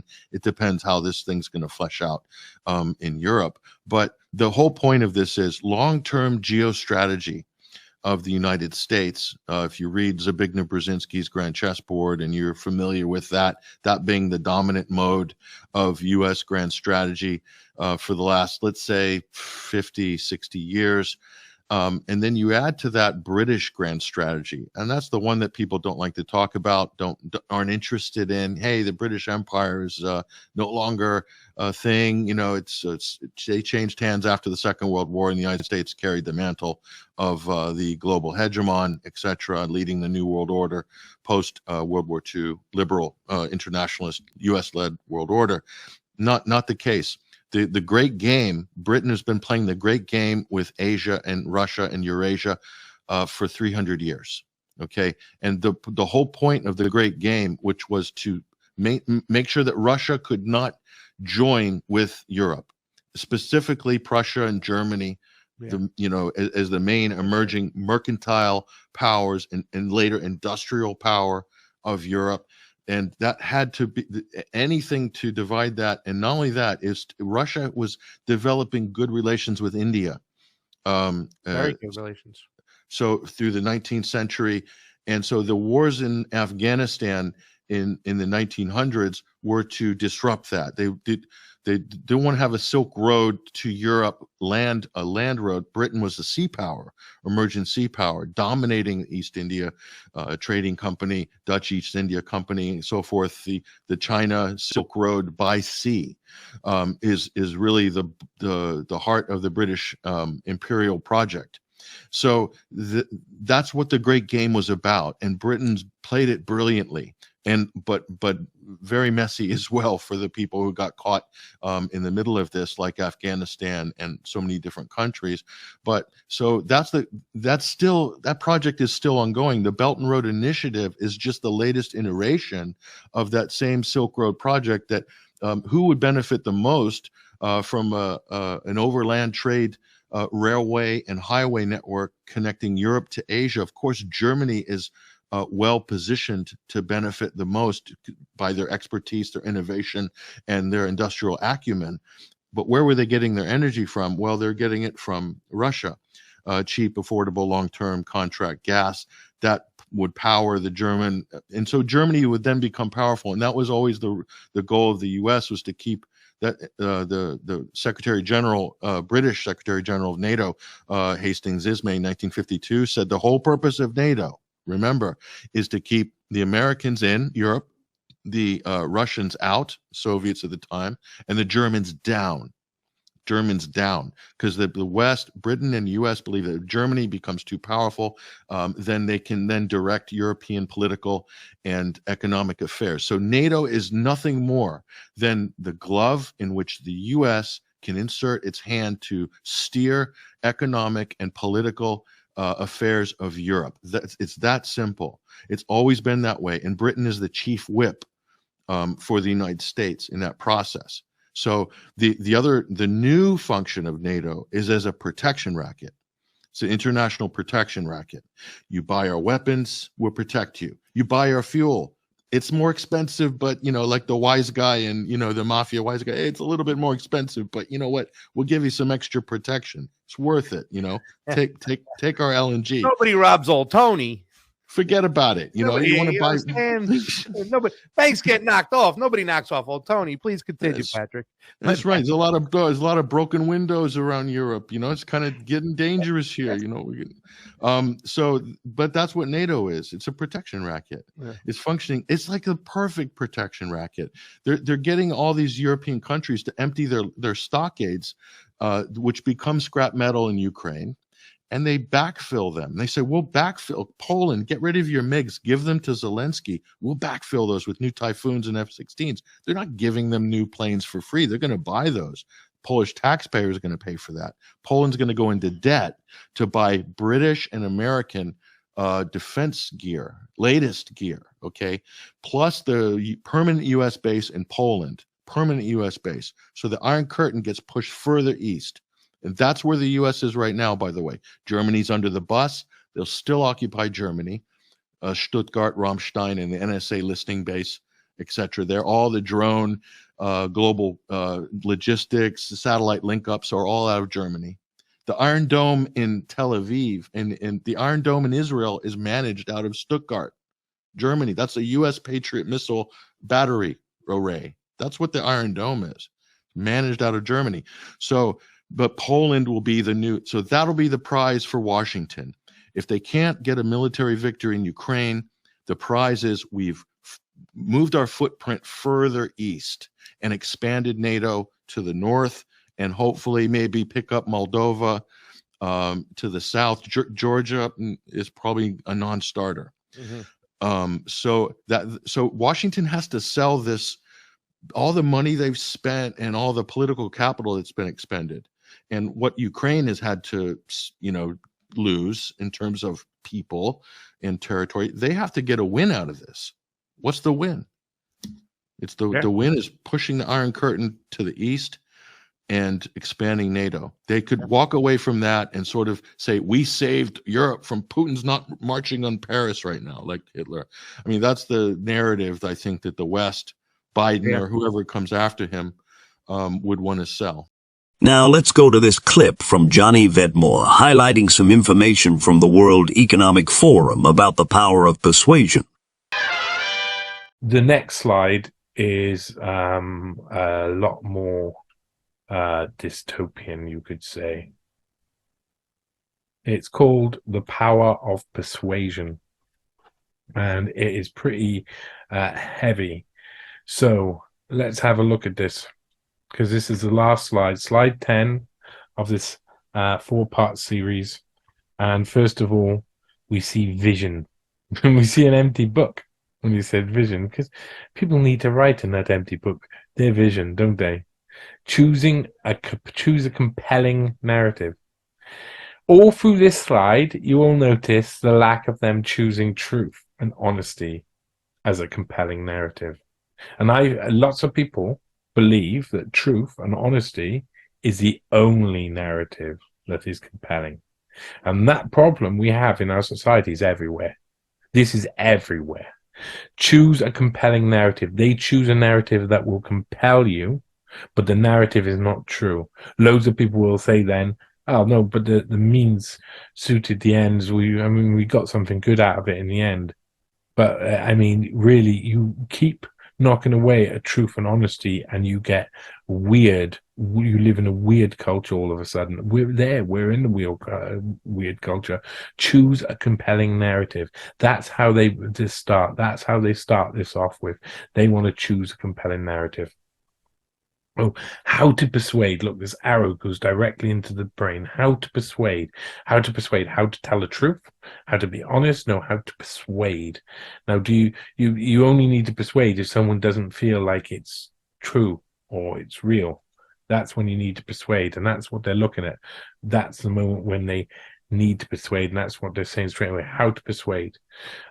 Easy, concrete examples. That is understandable. If we want to explain anything to anybody, you need easy, concrete examples.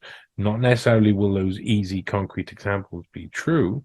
Those examples can be cherry-picked, of course, as we will see later on. There's methods to that, but there's also strategies and ways to do these things. Clear success metrics. So to understand what the people want, what they consider success, or what success looks like internally and externally, maybe in business or in government or just an individual self, what success looks like and how to measure it. Then you can decide how you can manipulate the measurement of that as much as possible. Because that's what we see them do all the time. They create the metrics and then they force feed you garbage that looks metrically satisfying, but it's not true, is it? Examples you can share. Well, examples, a lot of people will be persuaded with the power of persuasion to share examples that they think back up their argument and not share ones that don't back up their argument. We all know this. We all know this. But you've got to be honest. Honest and truth and trust. Is that what we're aiming for? Don't think so. A clear plan. Well, yeah, you need a clear plan, don't you? They need a clear plan. That's why they're mapping out now. They're training up their people. They're brainstorming it, and they're going to come back with a clear plan. And we are going to be left behind if we don't have a clear response to their plan. And we can't see their plan coming, which is what they really go by nowadays. So create a sense of urgency. This is really important. You have to create a sense of urgency. And we hear this and we think, oh, marketing words, but create a sense of urgency. That means to manipulate people into believing that they have to do something now or else. Just like Brexit, they created a sense of urgency. Just like coronavirus created a sense of urgency. Just like Ukraine-Russia war create a sense of urgency. They are creating a sense of urgency, but is that sense of urgency true? Is it honest? You'll find nearly every time that they create a sense of urgency, that they persuade, they use metrics, they share examples, that it is not true. It is not true. What they're trying to get you to believe is not true. It's just there to distract you. What you want to hear is more important than what I want to say. Think about that. It's very cleverly worded, but what you want to hear. So if we tell you what you want to hear, it's more important than what I want to say. So if I want to say something, but you won't listen to it, then I should tell you something else so you'll hear me. Then you'll trust my voice and you'll let my voice in the second time. That's how you manipulate people. That's how you lie to people. That's how you deceive people. That's what these people are going for. That's exactly what these people are going for. These guys are all about persuasion and deception. What you want to hear is more important than what I want to say. Straight away down here as well, you got. I'm gonna go. I'm gonna go down a bit in a bit, but you wanna wait for that because honestly, it's pretty horrific. We are natural storytellers. Listening. We sit around a campfire and we tell stories. We tell stories to give people moral and ethical backbone of some kind, an education on what you will feel like if something happens here or something happens there. But doesn't mean that the stories are true. Now, back around the fire that they're alluding to with this image, back around the fire when these people would be sitting around and they would be talking about stories, would they believe them to be accurate and true? Or would they believe them to be metaphorical? Now, it's really hard to believe from what we're given as the idea of the people in the past that they would understand that they were anything but true. But in actual fact, most people probably saw all stories as metaphorical, and we should do today when the story is given to us with no evidence. But we are natural storytellers, it's true. Okay. It's emotion, passion, puppets on the string. So let's go up here first. Now this is really interesting. They say straight away, right? They say down here, tell a story. And you think about telling a story, tell a story in a headline. Think about that. And they've got this mock-up of the New York Times over there. So who's telling the story? Government telling the story in the headline? Is business telling the story in the headline? So they got control of the headlines? Is that what you're suggesting? Or is you just saying, when you try telling a story in a headline, when you try using just a headline, go on, sit around and write examples of how you would tell an entire story in a headline. President dead, shot in the head. And you told a story. Did you? Did you just say just one thing that, or two things that happened? President went to square, shot in head, man arrested. You got a bit of a story there, but still, they will be in control of the headlines. They will be in control of all of those things. So down here, interestingly, they used the Twitter logo. They used a little tweeting bird in this part of their presentation. Interesting, because some of the WEF related businesses have, of course, attempted a minor boycott of Twitter, half-hearted as it is, to say, Elon Musk took over, we've got to do this. We're creating a narrative that he's on one side and we're on the other side. Yet we say basically the same thing all of the time. So you've got the tweeting bird here, and it says focus, and that's focusing on a certain area, focusing on a correct way, and communicate with people, which is, of course, obviously important. As you saw with the maybe telling a story through a headline. Brevity, so concise, exact use of words is important, because they like to be concise, because then they can convince you it's one thing, but their concision is incised yourself. No, they are able to trick you into signing stuff and agreeing to stuff that can be worded in a way that sounds good but then isn't so beneficial once enacted. Again, metrics is in there, so understanding how many people are liking or disliking what you want, how many people are involved, other things. That's massively important to see how to lead people. And community, there you go. Using a community to get to persuade people is massively important. So nearly every community that gets built up that's honest becomes corrupt in no time whatsoever. Why? Because these guys are in control. These guys are the ones who have taken and co-opted loads of different communities so that they can use them as marketing campaigns. Use them for marketing. That's it. Up here, now this is where I find it gets really interesting. All of this gets really interesting when you get to the powers of persuasion, and this very, I mean, you've seen all of the other, except for maybe there's like, out of it, there's probably 4 fairly relatively small slides and 6 really big slides. But the really big slides, if you're talking about the power of persuasion, they got loads of tools for this. And look how empty it is. They put trust and truth up here. Now they put trust within brevity, because that might be linked. Concise and exact use of words linked to trust, but isn't linked to truth. Truth is up here all alone with nothing underneath it. Truth just sits there alone in the World Economic Forum charts.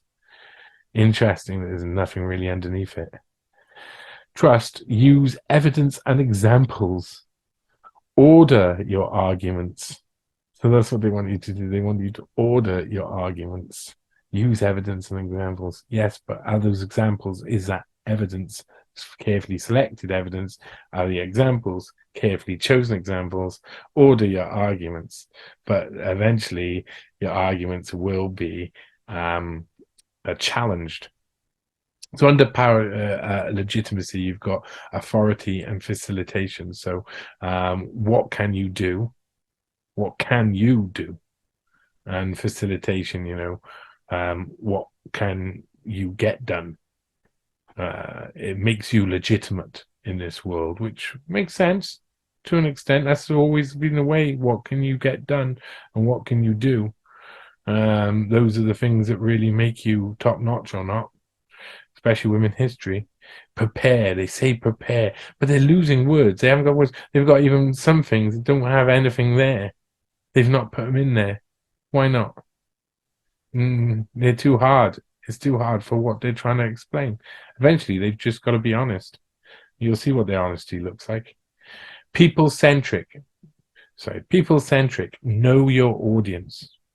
Yeah, so your powers of persuasion and your preparation, your listening, all of it has got to lead to knowing your audience. There's experts, there's general, and then anticipate the counter argument. So know your expert audience, know your general audience, and anticipate the counter arguments. That's all well and good, but let's get to it. Here we go, the last part of this bursting the Davos bubble, and it should say a lot about what they're training people. Emotion and passion is there, and all of this other stuff. And what the one thing they want from it all? Empathy. This one part here, I think, is really massively important to understanding who they are. Manipulation. And they want to talk about this. Just in their training slides, just having a conversation about empathy and manipulation. There is a science to manipulation. So they train their people. There's a good science to manipulation. And there are techniques. Facts don't matter. And you've got the little puppet on the string over there. Just above, we are storytellers. What you want to hear is more important than what you want to say. True emotion and passion with just a heart. Truth all on its own up here. Vision, create a compelling narrative, not choose a compelling narrative. All of it leads to manipulation. In fact, all 10 slides in this series lead to manipulation. And as they say, they're correct as well. There is a science. And the science of manipulation means that when people enact that science, when people conspire, that's what they're doing. They create a conspiracy. That's it, conspiracy fact. They're manipulating things, bunch of people together, they're conspiring to do something, and they'll use the science of manipulation to do it. It's a real thing, a thing they talk about too. And there are techniques, yes, there are techniques to manipulate people. And that's what they do. They manipulate people all over. All of the rest of this is really to get down to that. All of the rest of this is to really get down to the fact that you're going to use all of these different tools and you're going to manipulate your guys. What's the last slide? The power of persuasion. Shaping a great reset for the post-corona era. I would like to wrap up the show with a clip from Rebunked with Scott Armstrong and Maddie Bannon with a brief synopsis describing a Substack article from The Last American Vagabond, which I highly recommend taking a look at. Thanks again for tuning in. See you next week. Hey guys, so without further ado, let's bring Maddie in. So Maddie Bannon, author, journalist, deep dive researcher. I don't know. What do you like to refer to yourself as these days? Are you really kind of making a name for yourself out there? Oh, hold on. I think you're muted. All right, that should work. There we go. Yeah. So what do you think? Yeah. Investigative journalist, deep dive researcher? I mean, I don't know. What? Yeah, researcher, okay. Learner, perpetual learner. Perpetual learner. Cool. That works. So, so you've been making the rounds this week. How's that been? That's been fun. I get to talk about the thing that I just spent the last 6 weeks of my life working on. So God, 6 weeks, huh? Really? So what was it that really sparked your interest in this topic to begin with? How that whole FTX debacle looks like a Trojan horse for central bank digital currencies, mostly because I thought that this whole thing was a really big deal. And people were like, yeah, it's a really big deal. But then they were just like, kind of got bored with it. Most of my friends that I talked to were not that interested in the whole story. Which usually, I kind of take the contrarian position. Most times I'm a disagreeable person. So because they weren't interested in it, I was like, I got to look a little bit closer at this. That's interesting. Yeah. And then it turns out, the guy was into a certain kind of philosophy. So I was like, okay, well, that's something I understand. Studied philosophy for a little bit. Now when I looked at it, I was like, okay, well, this makes sense given what happened, what he was reading and thinking. So. No, that's awesome. So that's interesting. So when I first came across this story, I too was like, I don't know, maybe it's a nothing burger or maybe it's something. But the part that stood out to me was like just like the money laundering aspect of it. Like, it seems like it's the perfect avenue. Like, if I'm a person in a position here in the United States, maybe a political power or someone in political power, and I wanted to take money and I wanted to launder it and put it back in my bank account, like, what a great way to do that, right? But then to funnel it through somebody who is already on our side. Maybe we have them, we have some blackmail on them. Maybe we have them dead to rights, that they're out there committing crimes right now, and so therefore they have to toe the line and do what we say and make sure our money returns to us or something like that, right? So that was my perspective of it. Did you look into that piece of it at all? Yeah, well, for a minute there, I was thinking that it seemed like a modern day Iran-Contra sort of circular money flow. And Richard Grove on Grand Theft World talked about that a lot. That's kind of what he focused on in his coverage of the event, which I agreed. I mean, they did partner directly with the Ukraine government to turn Bitcoin into fiat and send it over there. And I mean, he was sending money to them from his own coffers, apparently. So where was he getting his money? I don't know if he was stealing it from people. I don't know. I don't know if we'll ever actually find out where that money came from. And that's the other thing too. It's, it's cryptocurrency. So it's not a lot of regulation, which is fine, but that allows people to do kind of messed up things and then get away with it. And that's why, whenever there's criminals doing criminal things, that causes people to want to regulate it. So that goes back to why I thought it was a Trojan horse, is because, well, here's this guy and he did a lot of irresponsible things with a ton of money. So that's a perfect excuse by the government to go in and regulate it. But also, the door was left open for him to go and do whatever he'd really like with his customers' money, apparently. And some of that might have been to send it over to Ukraine just to support them. Sure. Yeah. And then exactly too, where it's like, again, like what you were saying, the contrarian aspect, it's like, okay, if everybody's saying this is a nothing burger, then I'm going to look into it. It's like kind of the reverse of that, where it's like, okay, if this guy's friends with all the people that he's friends with, then I'm automatically like, okay, no, this guy's bad news, across the board. And, the other thing that really stood out to me was like, so we have all this U.S. aid money just getting printed and sent over to Ukraine.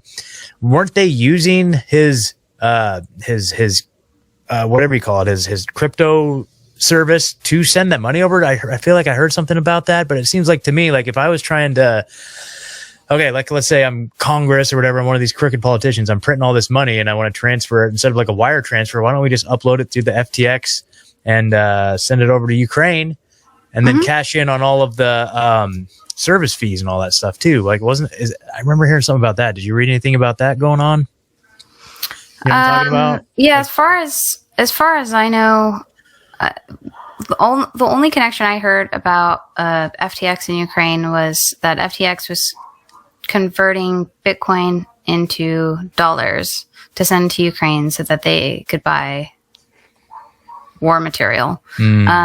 That's as far as I heard about that. Okay. But really, it was, SBF was sending a ton of money to Democratic candidates, and the Democratic candidates were sending taxpayer money over to Ukraine. And I believe that Ukraine was using FTX using FTX to change their change their Bitcoin into fiat. As far as the Bitcoin donations. So that's as far as I looked into that. Okay. But if you want to know more about that, you can go, I think it was like maybe episode 110 to somewhere between 110 to 115 of Grand Theft World. They went over that pretty extensively. Perfect. Awesome. And of course, before we went live here, I said, well, let's try not to talk about SBF so much. So anyway, so let's talk about, because this is really the cool thing about this article. And, we talked about it on Grand Theft World the other night. And then I listened to most of your talk with Steve and Post over at AM Wake Up. But, you do a really comprehensive job of not only describing kind of the background of the situation and just like, this is how it was done, like a 13 steps on how this was done. But then it takes like a shift over into the philosophical worldview that all of these people involved have.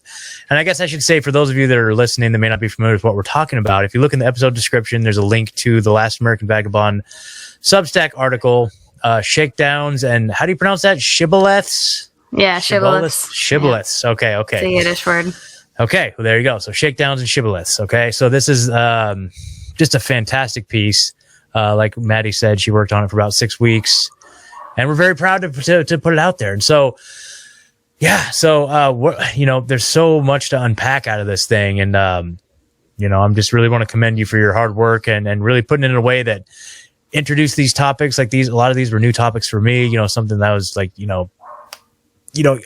maybe I saw from like a person who's looked at how these psychopaths kind of operate. And I'm like, oh, now this puts it all into place. Now I understand kind of what their worldview is. It's like the inversion of like, they're all like the philanthropy thing, right? It's like, oh yeah, Bill Gates and all these guys, and they have all these philanthropic organizations when in fact they're just like, I don't know if that's necessarily the priority.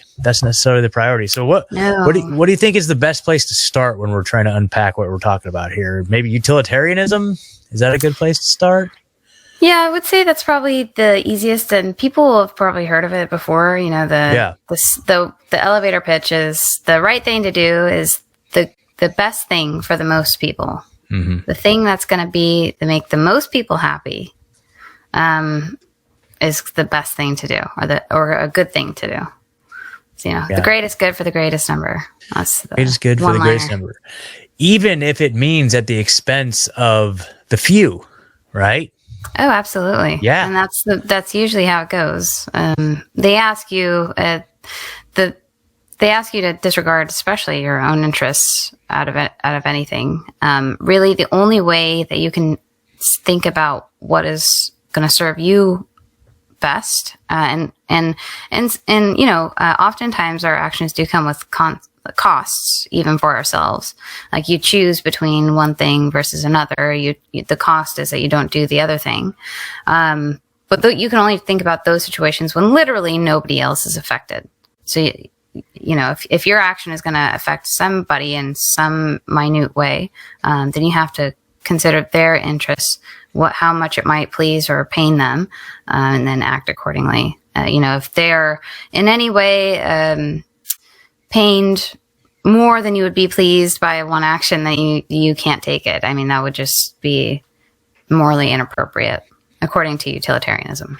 Interesting. And so then that kind of, a couple other philosophies that I know that kind of permeate out there is just like you said. Okay, so it brings to mind the idea of like if it wasn't me, it would be somebody else doing it, right? So it's like, does that fit into the utilitarian aspect at all?